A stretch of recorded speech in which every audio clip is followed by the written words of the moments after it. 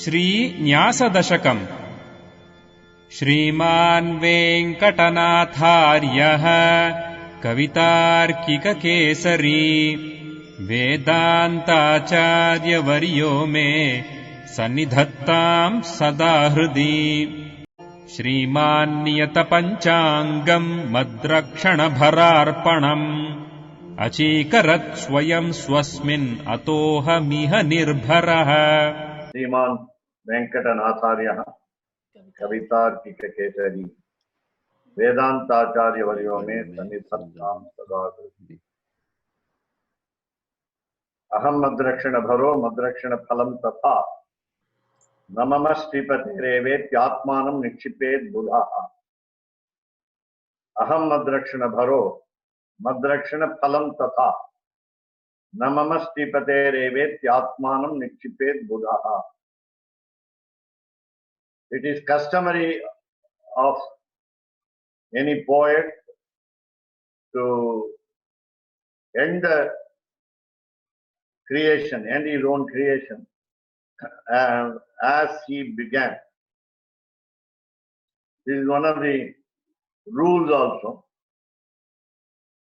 The words also should be similar.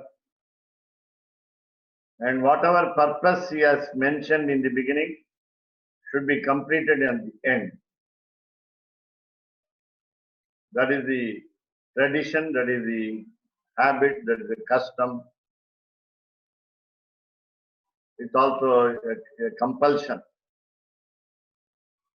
Even in the essay, when you start an introduction and complete with a conclusion, they must be synonymous. So the last verse of Nyasa Dashaka, Dashakam of the Vedanta Dashaka is, there are two readings. Either you can have Sriman or Sriman. Generally, it is acceptable to have Sriman. So instead of Sriman. So we have already addressed him as Sriman, Swamin, Deva, Pranatartihara, Prabho, etc., especially from the earlier verses. In the rather 9th verse, we have three callings, Deva, Pranatartihara and Prabho. Here, this is what we call a representation of Mahavishwasa. When I have full faith in the Lord, I understand that He has already accepted my appeal and He has taken me into His fold and so on. So let us read through. Sriman Niyata Pancha Angam Mat Rakshana Bhara Arpanam Achikarat Swayam Swasmin Ataha Aham Iha Nirbharaha. So previously, from the very first verse we know that we have a bhara, we have the burden of both, of course, merits and sins. Merits for doing good deeds and sins for committing bad actions. So here we were worried about earlier Madrakshana Bharo, the responsibility of my own protection, and Madrakshana Phalam, the advantage of self-protection. There was a little worry. Later on, by going through the regular steps of the total surrender, namely Karpanyam, otherwise called Achinchanyam, the helplessness. In Tamil, it is given in a technical term called Kai Mudal Illamai. I have no capital, in the sense I have no help from myself and others except the Lord. So Akinchanyam or Karpanyam. Then the second one, Pratikulya Varjanam. Then Anukulya Sankalpaha. Then Goptrutva Varanam. Rakshishyati iti Mahavishwasaha. And finally, the Prapatti, Sharanagati. Out of this, Arjuna, in the second chapter of the Bhagavad Gita, he shows his helplessness. In the first chapter of Bhagavad Gita, he shows by action his own helplessness. He drops down the Gandiva bow and the arrow and stands helpless. In the second chapter, he mentions it very clearly. It is a defect. Karpanya dosha upahatat swabhavaha. The very attitude that the helplessness is our weakness also. We must admit our weakness. We must admit our negative points also. And as we go to a doctor or for a case to a lawyer, they say we must expose all our details, divulge all our details, and then seek solutions for health towards the doctor and for our own welfare towards the Bavaduka, Vakil, the advocate, the lawyer. So here Aham Madrakshana Bharo and Aham Madrakshana Phalam, both of these are now completed and finished. So Karpanya dosha upakatat swabhavaha, Arjuna says. Karpanya doshopakat svabhavaha. Therefore, I am asking you, Prichami Tvam. I am asking you, Dharma Sammudha Chetaha. My mind is confused to what to do and what not to do.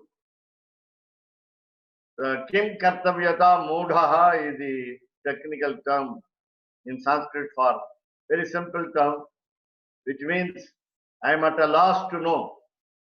I am in a dilemma to decide. So also, in the case of Krishna Avatara, Uddhava and Balarama the elder brother and the Uddhava the advisor, discuss what is the modality of Lord Krishna to either to go to the Rajasuya Yaga of Yudhishthira or to go to kill Shishupal. And these two people are confusing themselves. And then Balarama says, because he is violent, the Lord Krishna should, as his first duty, go to kill Shishupala. And Uddhava asks him to go to attend the Rajasuya Yaga to be performed by Yudhishthira and get the first respect, Maryada we say in Sanskrit as well as Tamil. Honor, to get the first honor. But again, there is what we call a dilemma. So, Prichami Tvam Dharma Sammudha Chetaha. So again, further he says, Arjuna says, Yachreyasyam Bruhi Tanme Shishyasteham Sadhimam Tvam Prapannam. Here only we understand, he realizes his own folly, the mistake of getting ready to fight with his own cousins and so on. And then he says, Shadhi, please instruct me. Tvam Prapannam. Now I have become a Prapanna, I have fallen at your feet. I am your disciple, Shishyaste Aham. I am your disciple. And I fall at your feet and please give me instructions. Please advise me. That's what he says. Dharma Sammudha Chetaha. I don't know what to do according to Dharma. Which is Dharma? Keeping away from the fight or killing those people to gain a kingdom. So, dharma sammuda chetaha. So you tell me what is the best for me. So, bruhi tanme, tell me what is shreyas for me, what is good for me. Now we go to this verse. Here the last 10th verse of the Nyasa Dashakam. Here it says stream on, stream on. So Sriman is the Lord Sriman Narayana, rich because he is associated with Mahalakshmi, and the what we call the Matup prefix Pratyaya gives a lot of meaning, and he consults his spouse to carry out anything, and Sriman Niyata Panjangam. Now this total surrender is associated with all the 5 limbs as prescribed in the Shastra. So Niyata is fixed. So that means associated with surely. Niyata is surely. And Panchangam, the 5 limbs. Then Madhrakshana, in protecting me, Bhara Arpanam, the burden of merits and sins submitted. Madhrakshana Bhara Arpanam. The second line, so Sriman is the subject of the sentence and Achikarat is the verb. So Achikarat, meaning that he received, he accepted, or completed, you can say. Achikarat completed. So completed the process in order to protect me, and or the submission of the responsibility of my own protection. Madhrakshana Bhara Arpanam. I have given up all the sins, transferred the merits to you. You are my preceptor. So Madhrakshana Bhararpanam Achikaratu, you have completed it. You have finished that process. How did you finish the process? Swayam, by yourself. Swasmin, in you. So you have taken me into your fold. You have accepted me. Ataha, therefore, aham, I, iha, here, nirbharaha, now relieved. I got a great relief. So I am without burden. I am without responsibility. In a sense, of course, submitting totally the body and the soul together. So we say in English also, put your heart and soul. So he, Swami Vedanta Deshika, puts his heart and soul, and he says, Sriman Achikaratu. And as it is in Sattvika Tyaga that we perform, Tasmai Swapritaye Swayameva Karayati, we say initially, and then finally, Tasmai Swapritaye Swayameva Karitavan. So this Karitavan is otherwise a synonym for Achikaratu. Now that I have done the total surrender, I am fortunate, lucky, that I have been allowed to do Baranyasam. I have been permitted to do Sharanagati, and therefore the only refuge is the Lord's divine feet and nothing else. So we have got Ananya Gatihi, and only Sharanya, a person who is to be approached for getting shelter, for refuge. He is the only one. Ekameva Advitiyam Brahma. He is unparalleled. He has no comparison. Neither he has anybody above him or even equal to him. Vottarum Mikkarum Ilayaya Maya, Alva says, there is nobody equal to him nor who is above him or excelling him, surpassing him and so on. We have here meaning in this world, in this mortal world, I am now free from all kinds of worries, cares, responsibilities. and duties in order to protect myself. Now the question again by the member, one of the members is, why should I always say I? In Mahabharatam, the word mama is called as a bad word. Aham and mama are called as a bad word. Called apashabdaha, the wrong term that we must use. We must give up that aham and mama and say nama instead of mama. So nothing is mine, na mama. Finally, we say achyutaha priyatam in any function. May the Lord be pleased. We call the word achyuta. Achyuta is the first word we utter in Achamanam also. Achyutaya namaha. Meaning that he will never give us up. He will not let us down. That's the meaning of achyuta. Na chavayati iti achyutaha. So he will not drop us from his care. So he will take care of us. There is no doubt about it. And therefore, so Sriman Niyata Panchangam, of course, strictly adhering to all the 5 limbs, essentially, faithfully, scrupulously, and so on. So here, Panchangam Madrakshana Bharatpanam. Submission of the responsibility of my own protection, plus the mound of, rather bag, a big bag of sins and merits. And second line, he says, he has accepted me with all hearts.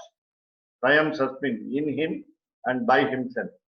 Ataha, therefore, I am free from care. And I have now peace and tranquility. Aham Shantaha. I have no disturbance in the mind, no disturbance in the body.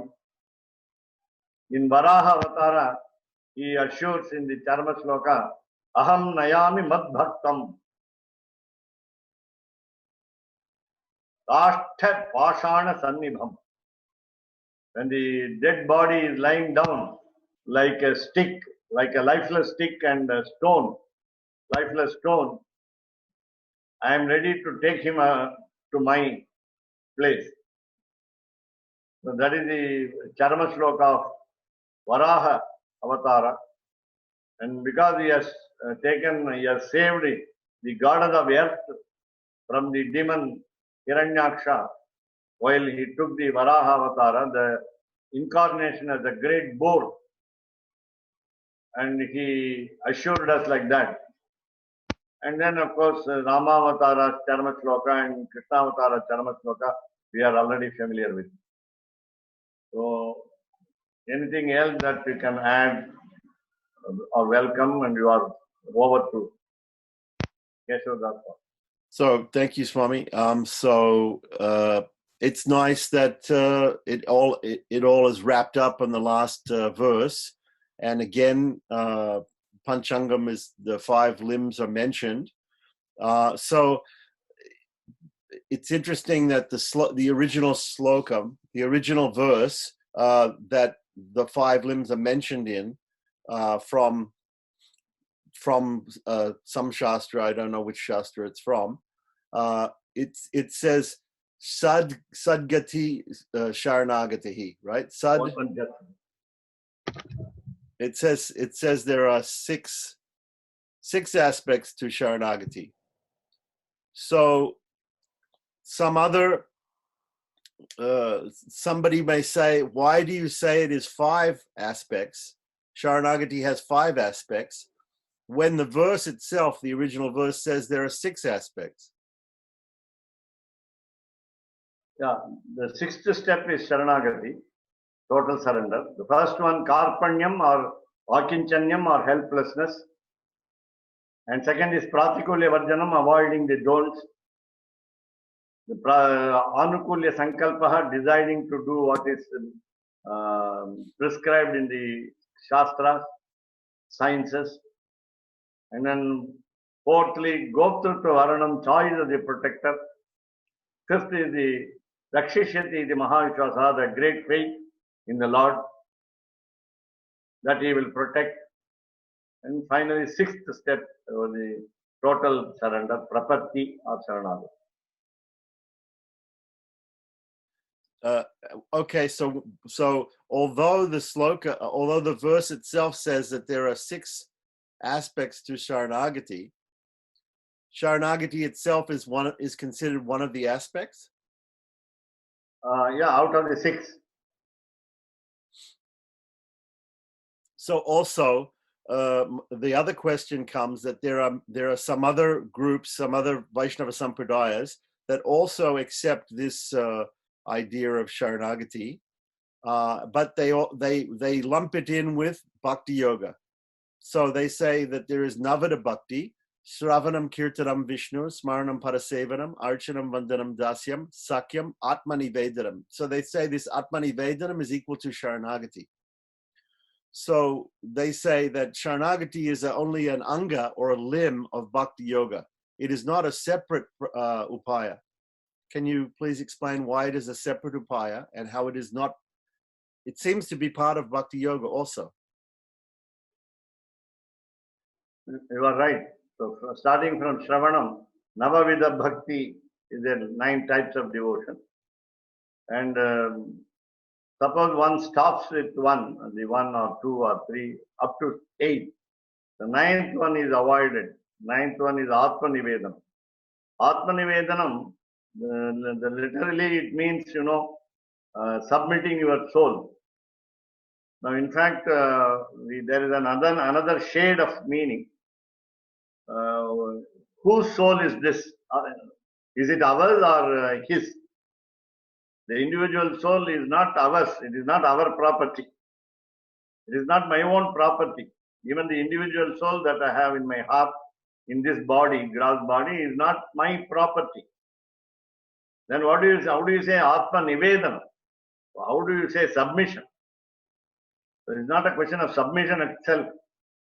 It is only giving back, if at all, if they giving back, returning the property of the Lord to the owner, That is why we call it Nyasa. Nyasa is the deposit which you have received from him, and we return it with the interest, as it is in the bank. Bank deposit with the interest. Cumulative deposit. Collected deposit. Collective bag of merits and sins also. Atma Nivedanam doesn't, as it is, seem to include Bhara Samarpana. Atma Nivedanam is only submitting your soul back. You cannot say submitting your soul. It's not an offering of the soul, it's only resubmitting your soul. While you resubmit the soul, the ninth of course, the 9th type of bhakti, 9th kind of bhakti. That is actually Atmanivedanam is the fruition, the result of all these 8, the other 8 steps earlier. These are the first 8 steps earlier to result in Atmanivedanam. Now Atmanivedanam has been extended as the Prapatti because Prapatti has got both the Bhara Samarpanam and it is not simply you are giving, resubmitting your soul, rather the property is returned to the Lord, but also you want a protection for the soul.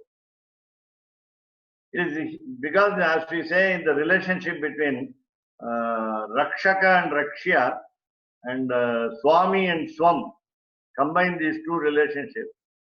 It is his responsibility to protect, and we are to be protected. And Swami and Swam, he is the master and we are the property. So he has got every duty to guard his own property. The God has to guard his property.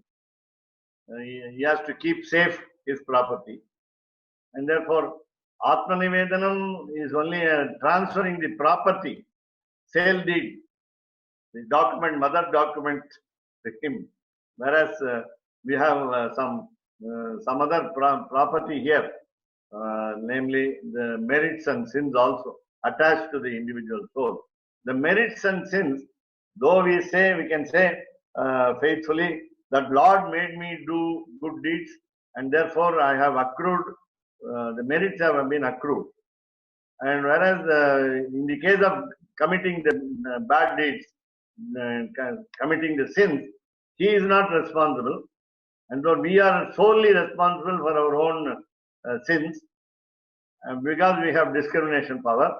And therefore, we are submitting those sins also to him and ask for excuse, ask for pardon. Then again, then we say after prapatti also we have prayaschitta prapatti when we commit sins. And therefore, Atmanivedanam is not a comprehensive word to, it is only one of the 9 types of bhakti. Whereas prapatti is little more easier and different from bhakti yoga. Whereas when you practice bhakti yoga, these 9 types are very strict in nature.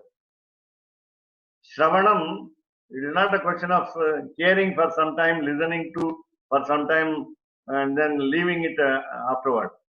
When you say Shravanam, then at the same time must have Smaranam, the remembering also, and so on. So Archanam, Vandanam, Dasyam, the physical action is Archanam. Your the feeling of attitude to as a slave, slavery attitude, plus you must do Kainkaryam also. It is not a question of simply feeling slavery towards him. I am your slave. Tava asmi. Tava asmi tije yachate. You just beg to say that I belong to you and I don't do any service. When I do any service, so service is very important. And so Sakhyam, the friendship, the classic example is Arjuna. So what did we do as a friend to the Lord? Did we help him? Did we agree with him in many matters? Did we go with the same disposition of mind? So these are all the what you call the a symbol of friendship. So what did we do in all these 9 types of bhakti? 9th only is almost equivalent to Bharanyasa, but it is not exactly Bharanyasa, it is only Nyasa. Simply is a submission of your soul. Maybe when you submit your soul, the soul has got merits and sins, and then that also is given. But it doesn't look as comprehensive as Prapatti or Sharanagati. And it is always said Bhakti Yoga is very difficult to practice. Very difficult to practice. So the one example, small example from Sriranga Gadyam of Sri Ramanujacharya is Taila Dharavat Smriti. The remembrance like the dropping of an oil because of its viscosity. The oil, the pouring of the oil, the dropping of the oil is never discontinuous. Always continuous. And then another example from the same Sriranga Gadyam is we must recognize the Supreme Soul like the fire in the wood. When the wood is not burning. When the wood is not burning. So Daru Vannivat. Daru Vannivat. Daru wood, Vanni fire. So Daru Vannivat. Taila Dharavat Chintana. So thinking of the Lord, Vishnoho Smaranam. So thinking of the Lord continuously without a single, what you call, iota of second, split second. We call it the Kala, 1/16th of a second. Trutihi. Trutihi we say, 1/16th of a second. Kala is 1/8th of the second. Chanam is 1 second. And so on. So even for a second, when the cowherdesses thought of Lord Krishna, when they got up from the bed, when they were sleeping, when they were taking bath, when they were cleaning the teeth, when they were eating the food, never did they forget Lord Krishna. When they forgot for even a 1/16th of a second, it looked like a great era. of, say, Krita Yuga or Treta, Dwapara or Kali. And again, this remembrance, by remembrance, it should be continuous process. But by forgetting for a second, you must feel the pangs of separation from him. That is the pain of separation must be felt by us. Otherwise, you don't have bhakti. That is, I think, my own curious explanation between Atma Nivedanam and Sharanagati. Also, I just wanted to point out that in Atmanivedanam, as you said, it doesn't seem to emphasize that that the ahankara is given up. That in Atmanivedanam, the Jivatman thinks that he has an Atman and the Atman belongs to him and he is depositing it at the feet of the Lord. Whereas in property, we understand that the Atma, as you said, belongs to the Lord, and it's nothing but returning to him as the rightful owner. And he himself does it. He himself does the property, whereas the mamakara or the ahankara of the soul in Bhakti Yoga, we think that we are doing the bhakti, we are doing the process, and therefore we are, in a sense, we are saving ourselves by depositing our soul with the Lord, but he's actually saving himself. He is you actually, are right. Yeah, you just continue.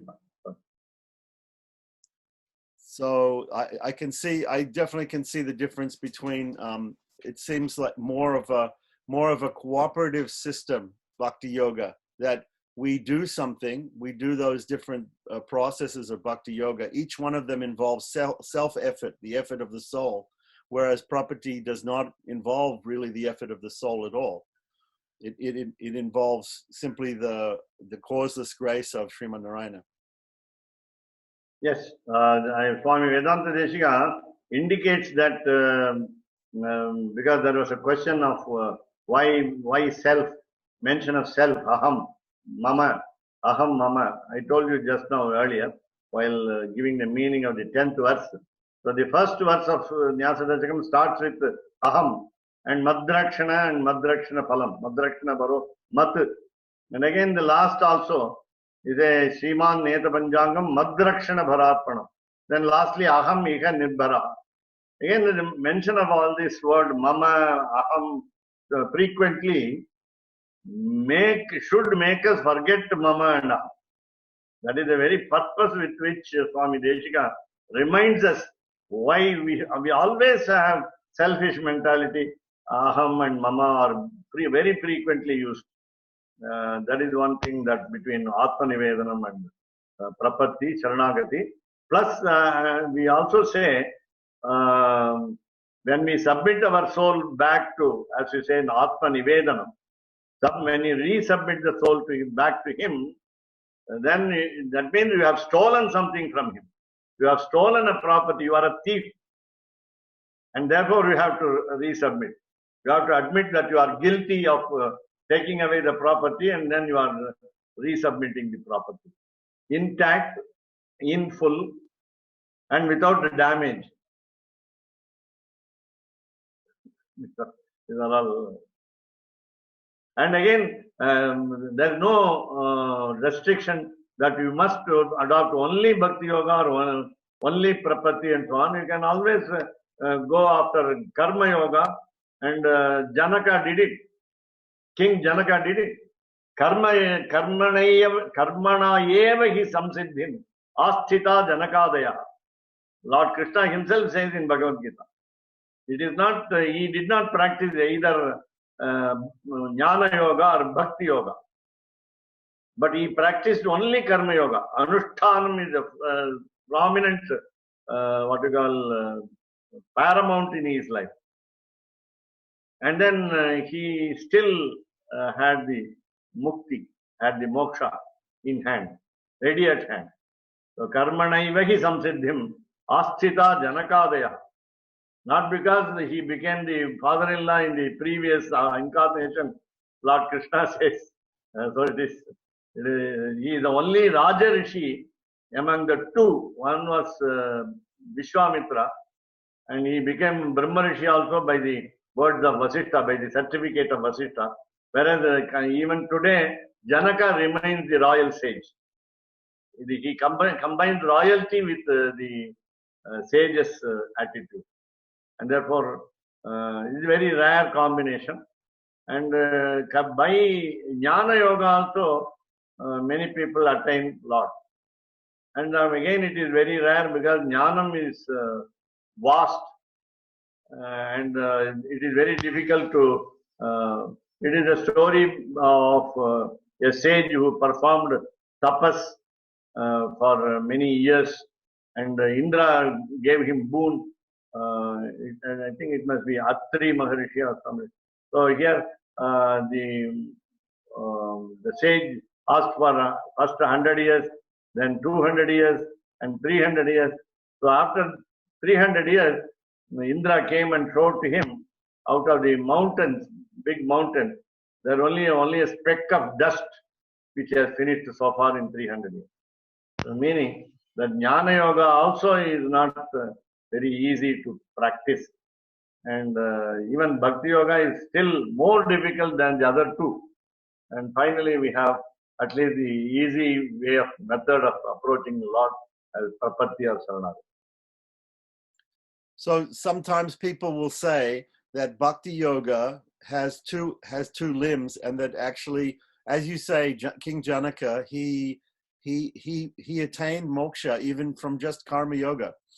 But mostly people will say that Bhakti Yoga has two angas, jnana and karma. In the Bhakti Mahatmyam, there's a Mahatmyam of Bhagavata Mahatmyam, I think, that speaks about Bhakti being a bird with two wings, and the two wings are jnana and karma. So jnana and karma are helping with bhakti, and that bhakti is the way.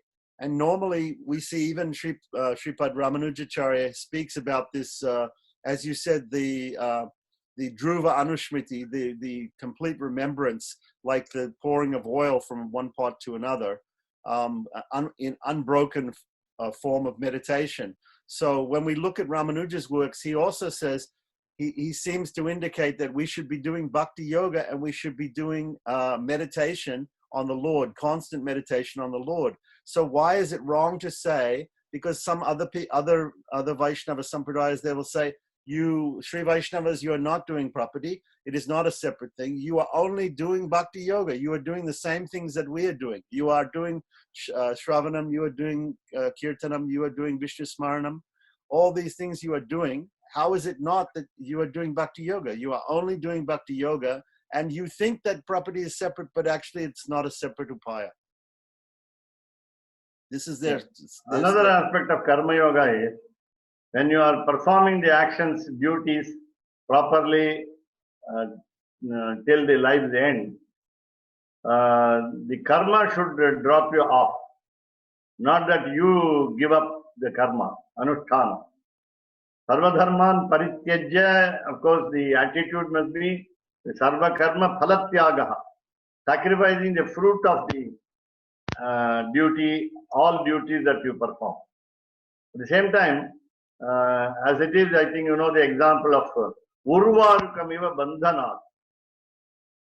Cucumber fruit gets off from its rather mother creeper from the stem. It drops down without being known by anybody else. The what you call the stem becomes rather dilapidated and becomes worn out. And without being plucked. Yeah. It falls off when it is ripe. Yeah. So that must be the process in Karma Yoga also. Karma Yoga, you cannot give up Karma Yoga as we have, I think, wrongly understood Sarva Dharman Parityajya, meaning giving up all duties. The karma should drop us off. The karma should feel that we have done enough. So is that the same also with jnana? We cannot give up karma or jnana. Jnana is the realization of God, and you are one with the Brahman. And when you feel that you are one with the Brahman, so you must have anandatvam, amalatvam, apagata papmatvam, anantatvam, and so on, except the shiyapatitvam and srashtritvam. You cannot create, you cannot, procreation is not your duty, nor to be the husband of Mahalakshmi. Except that all should be equal to you. You experience the same bliss as it is experienced by the Lord, and as well as your vision of the world must be exactly similar to his vision. Salokyam.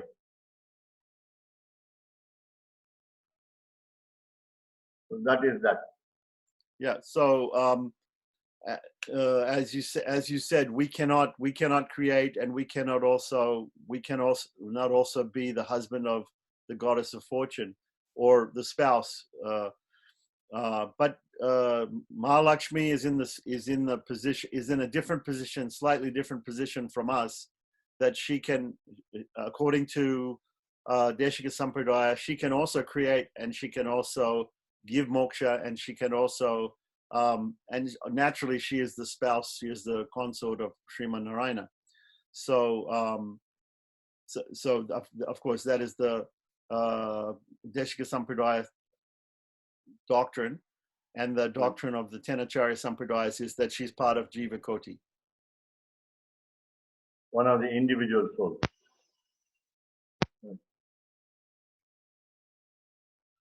So with this, we conclude the 10 verses of Nyasa Dashakam. First is I am happy that you actually relied upon me to start something with something which you may go on to the next step. This is only a basic fundamental requirement that we must have it in mind. We must be aware of this requirement, and then the further needs that you must discuss and have a plan in advance. Then plan in advance so that I will be a little prepared. And yes, thank you very much. So also Nyasa Dasakam is used practically by members of Deshika Sampradaya in the Tiruvaradhanam. In the beginning of their Tiruvaradhanam, it's chanted every day. And is there any other time which it is used practically in the day-to-day activities of members of Deshika Sampradaya? No, this Nyasa Dashakam, as you said, is recited as a part of the Tiruvaradhanam. And I think you must know that when we start doing the Tiruvaradhanam, we ourselves feel as though we are one with God, and rather our shariram, the decaying body, becomes the aprakrita shariram, the supernatural body, and we become the very Brahman, the very Almighty, and the Almighty is doing Aradhanam to the other Almighty, same Almighty. There is also an instance of Naranarayana, as we have in Badrinath Kshetram. Lord Sriman Narayana performs tapas, penance, as Naranarayana towards whom? Then his own self, his own supreme self. And we have an instance in the story of Shiva. He also performed tapas on himself. They are called Atmeshwara, meaning that we have controlled ourselves. We have a self-control, control of our body as well as mind. So I think this is technically called ahangropasana. Yeah. Ahangropasana, where we conceive of ourselves as being completely pure, equal to the Lord. So because we feel that the Lord himself is doing the aradhana.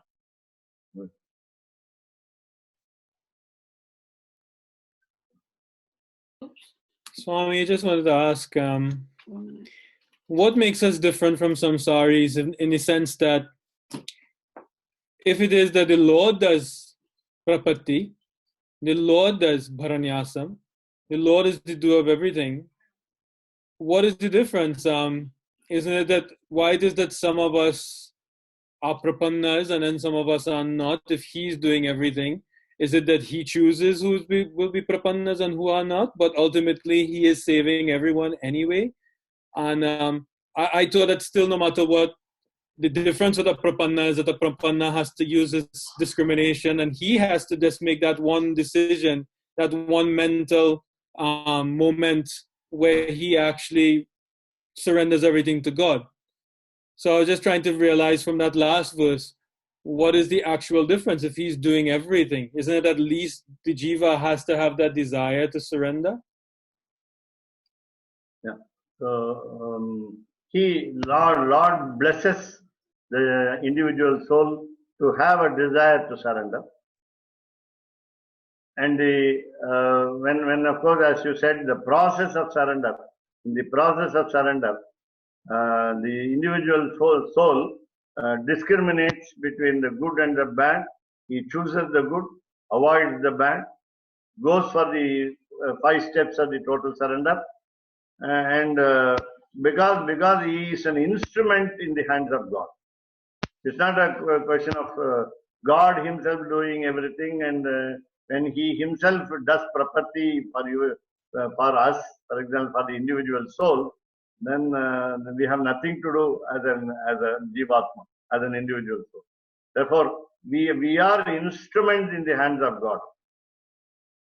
And he has already we said that he has a game to play with these individual souls. And of course, as we again recall, he doesn't become happy over our suffering and so on. Our suffering is due to our sins, and our happiness is due to him. And he wants to see his own children happy, and he gives us a chance to become either happy or sad. And of course, everything, when you say everything he does, swayam swasmin, swayameva kariti, swayameva karitavan, and so on. Already we saw swavasham, swabharatne nirbaram, swadatta swadhiya swartham, swasminyasyasi mam swayam. When it is there, why should we worry about it? Carefree, we are all carefree. But again, remember what is to be done. In order to lead our life, when we are born, we study, we earn, we want to have a good life, physical comforts are necessary.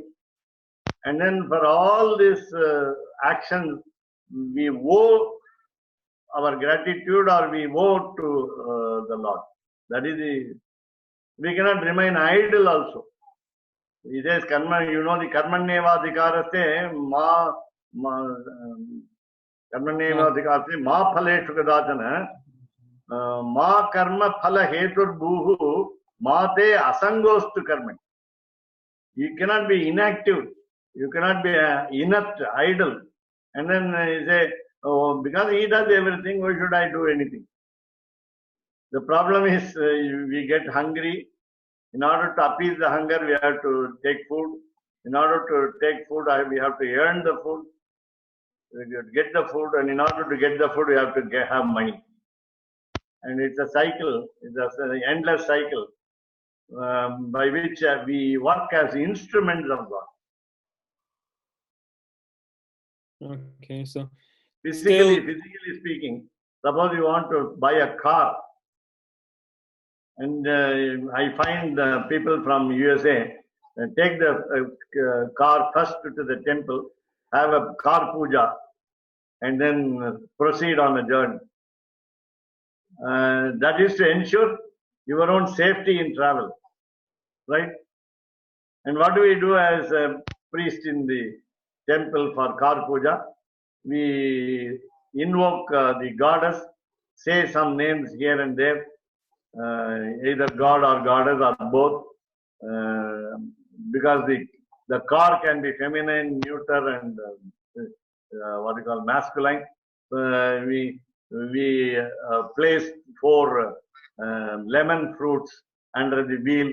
We ask you to drive on the wheel on the lemon fruits, and then it's a what you call an indication of the avoiding the bad, rather what you call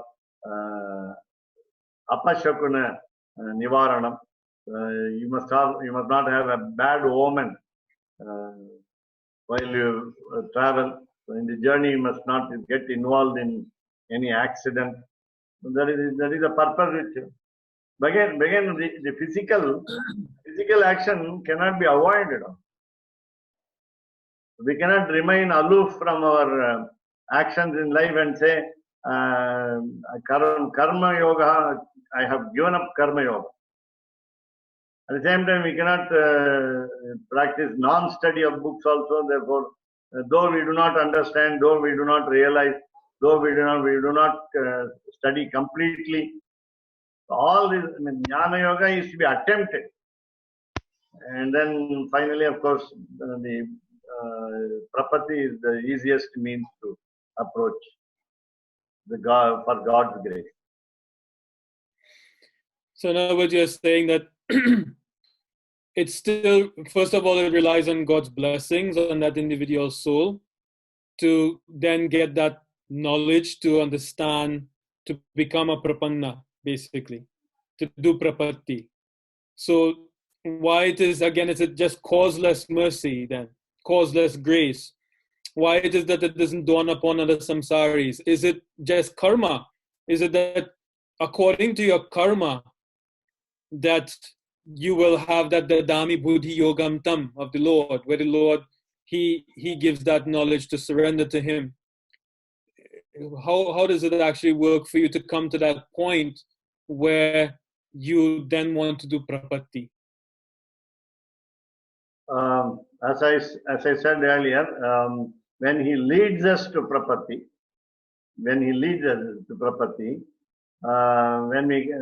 we commit mistakes, commit bad deeds and sin, therefore what we call earned sin, he gives sometimes a single chance or many opportunities to redeem ourselves, to correct ourselves. And then when he sees that we don't correct ourselves, we don't come back to the right path, then he doesn't leave it as it is. He tries to help. Not that he cannot help. He has what we call sarva kama purti is there. Avapta samasta kamaha is called. Avapta samasta kamaha. His desires are already fulfilled.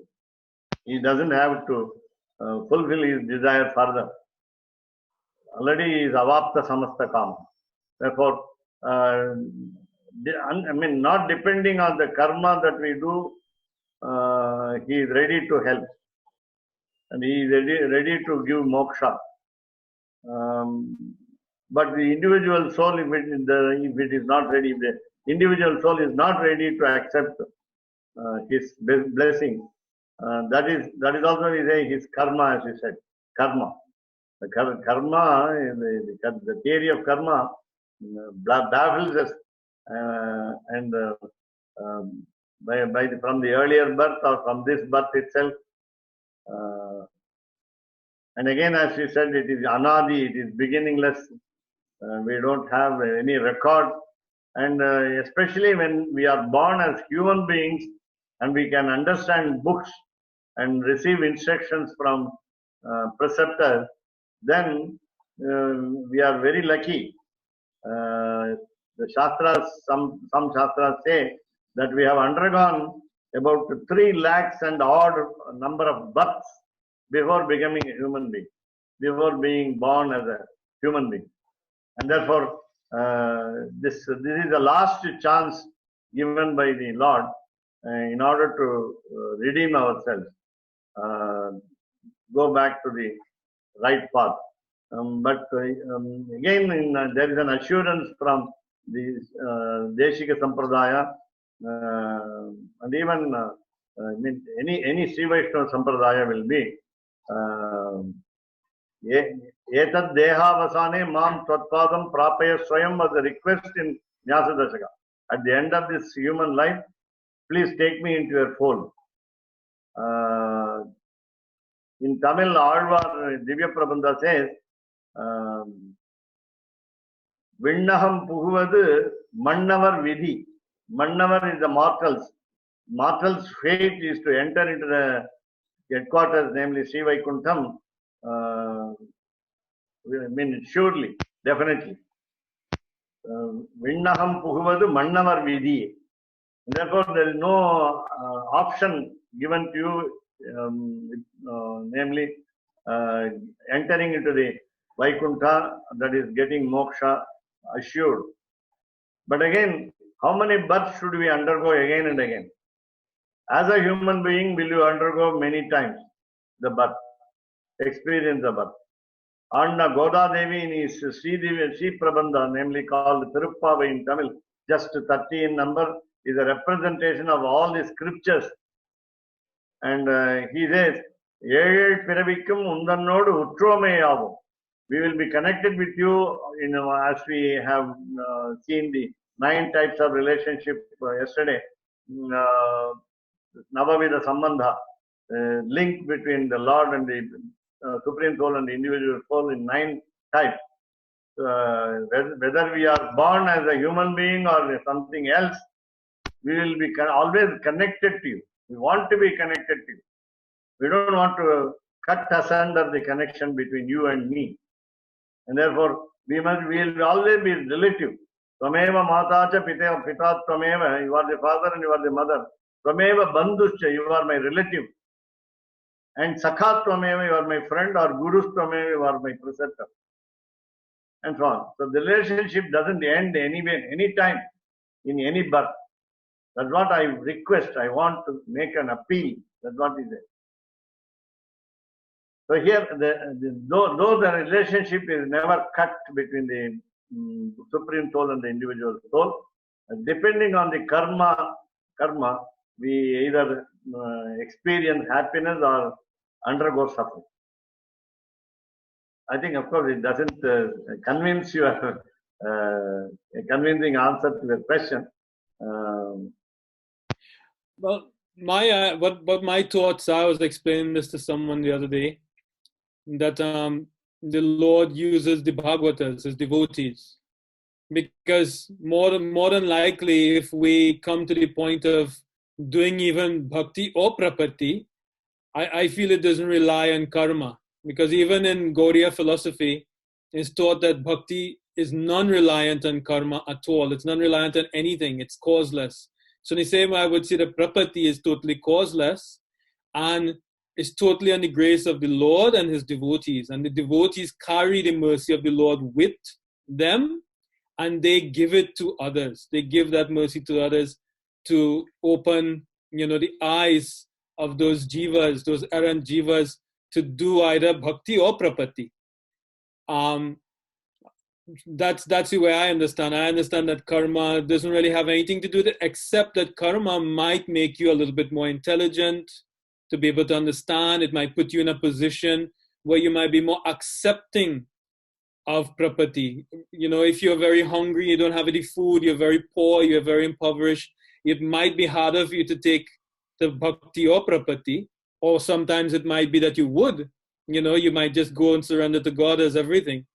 Well, and then if you're very rich and you're very wealthy, then you may think, I am Ishwaroham Aham Bhogi, that I am everything already, so therefore I'm not going to surrender to anybody else. I am strong, I am God, Siddho Ham Bhalavan Sukhi.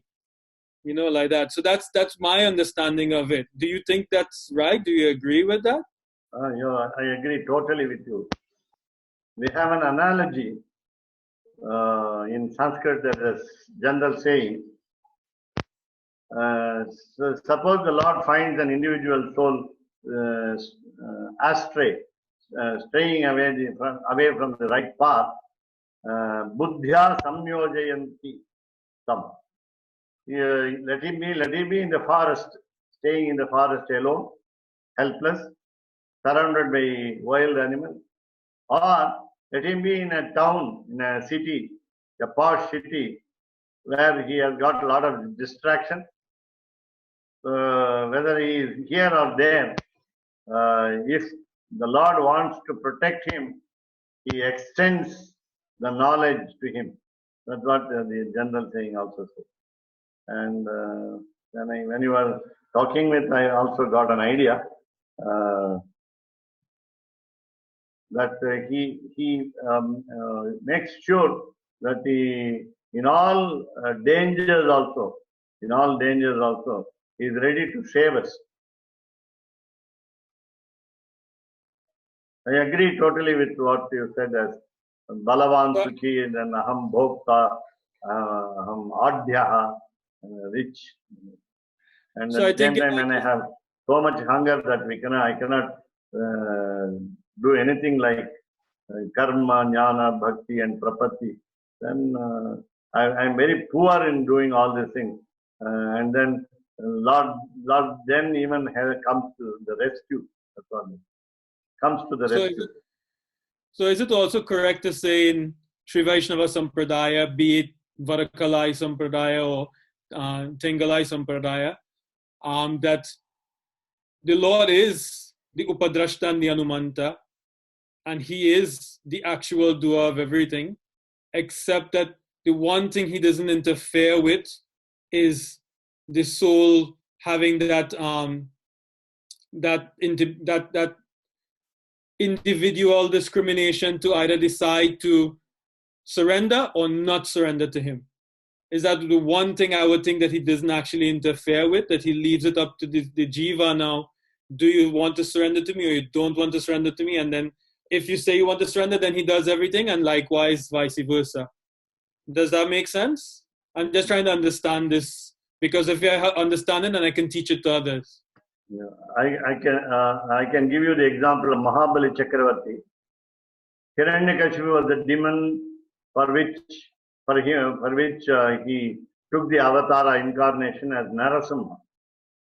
And Hiranyakashipu, of course, was one of the three butts, was sentry as a god in the Vaikuntha, Jaya and Vijaya. So the two brothers, Hiranyaksha and Hiranyakashipu, then the first butt, of course, Ravana, Kumbhakarna in the second butt, and the third butt, Shishupala and Dantavakta. So in this Narasimha Avatara, Prahlada was a good son to a bad father. And then Prahlada had a son called Namuchi, and Namuchi was a bad son to a good father. And Namuchi had a son called Mahabali Chakravarti. Mahabali had so much haughtiness, so proud of himself, he wanted to usurp Indra's post, become the leader of the world as equal, or rather bringing down Mahavishnu.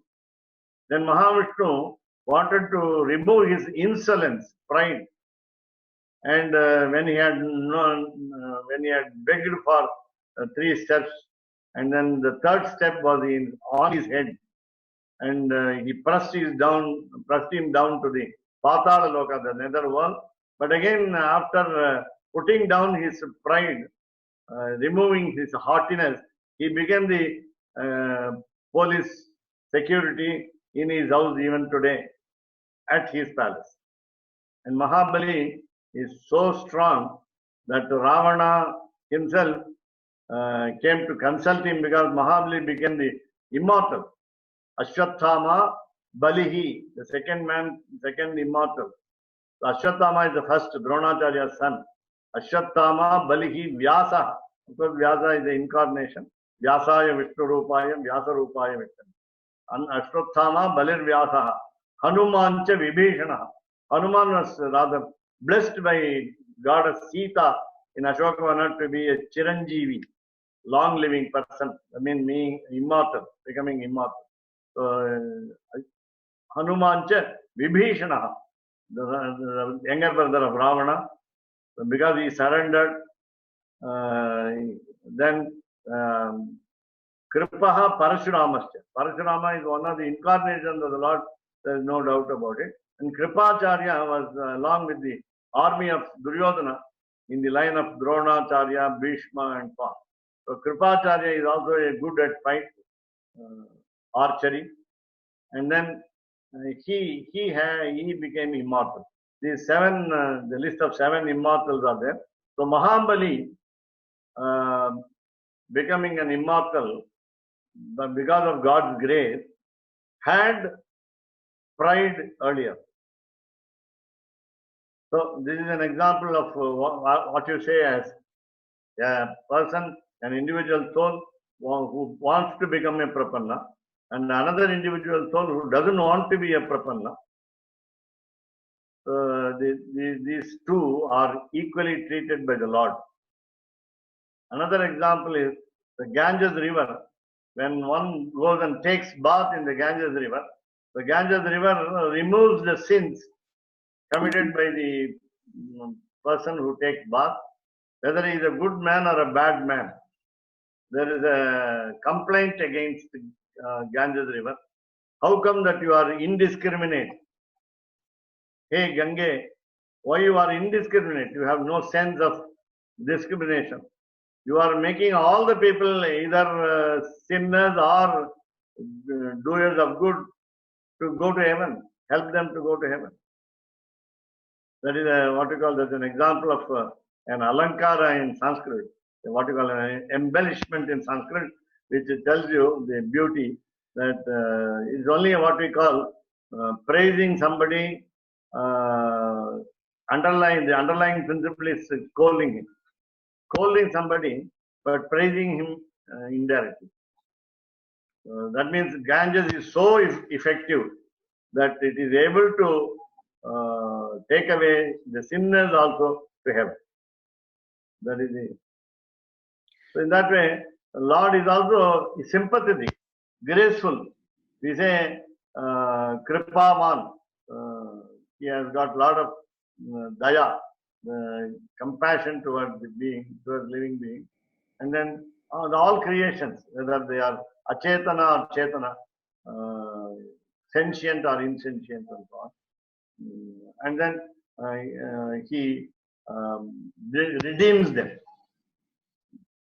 There is no question of partiality in case of the Lord. Pakshapata is not there.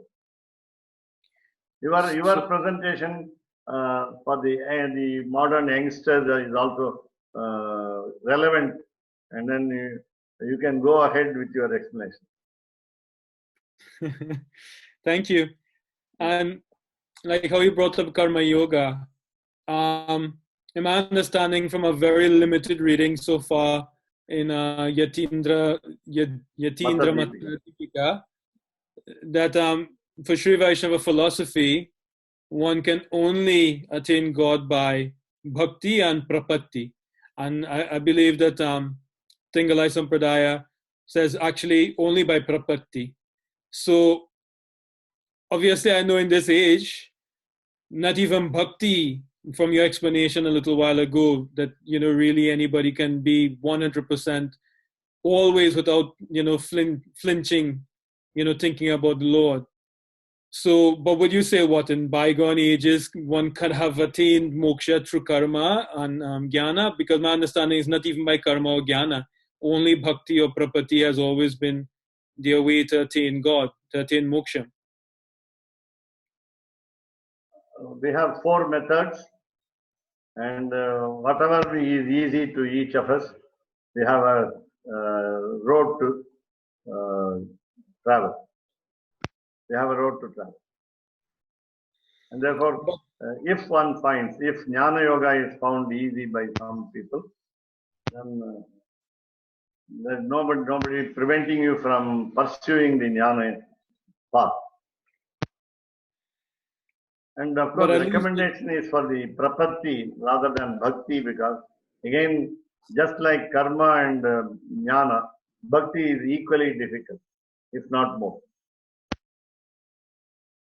But at least for Sri Vaishnava Sampradayas, it's bhakti and prapatti. And I would say that both Tinachari and Deshika Sampradaya says actually no, it's only prapatti that is propagated, is actually preached, correct? Right. You are right. Okay, so So thanks very much. so even in Artha Panchakam, Pila Lokacharya says that there are actually five methods: karma, karma yoga, jnana yoga, bhakti yoga, prapatti, and acharya abhimana. But normally we see people are performing acharya abhimana and prapatti at the same time, except for examples like Madhura Kavi Alwar, or as you said, the servant of Ramanuja, Ramanuja's cook, who famously said that he will rather boil the milk than go to follow the commandment of Ramanuja to go out and worship. Madaipalli Achan. Yes. So apart from those two examples, we don't normally see anybody who is only performing Acharya Abhimana. But I think it's described that Acharya Abhimana or Acharya Prapatti, where one is mainly for persons, if they do it alone, it's mainly for persons who don't understand the actual process of Prapatti to the Lord, and all they know is that the Acharya, and so therefore they make it very simple for them. They just simply surrender to the Acharya. Now, one example, living example of Acharya Abhimana, as you said, was Seva Srinivasa Raghavacharya Swami, who lived his life very recently, depending only on Swami Deshika. He is called Abhinava. Even Uttamur Viragavacharya Swami, for the sake of his explanation, he is called Abhinava Deshika. He is called Apara Deshika. Another Deshika, Seva Srinivasa Raghavacharya Swami, is called Apara Deshika. Another Deshika on earth. I have already met him, prostrated before him, got some knowledge from him. He discussed with me some of his works. He is a very beautiful Ashukavi. He can compose thousands of verses in no time. And he wrote just like Paduka Sahasram of Vedanta Deshika, he wrote Venkatesha Sahasram. And he has got a lot of books to his credit, and even now they are not very much known to the world. But he lived a life of devotion towards Deshika. He sacrificed his life for Deshika. He was a president awardee in India, and then he's called, more affectionately called Seva Swami. So we have seen people with Acharya Abhimana. Swami Deshika is a classic example of his Acharya Abhimanam, because even when the preceptors were not alive, that's more important. Here also the same. Seva Swami did not live in the days of Swami Desha, Vedanta Deshika, but still he had, the blood was Deshika running on his body.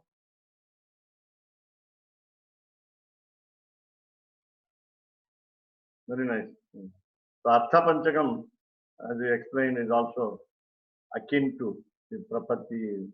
Kavitarkika Simhaya Kalyana Gunada Saline Srimate Venkateshaya Vedanta Gurave Namaha. कवितार्किक सिंहाय कल्याण गुणशालिने श्रीमते वेंकटेशाय वेदांत गुरवे नमः.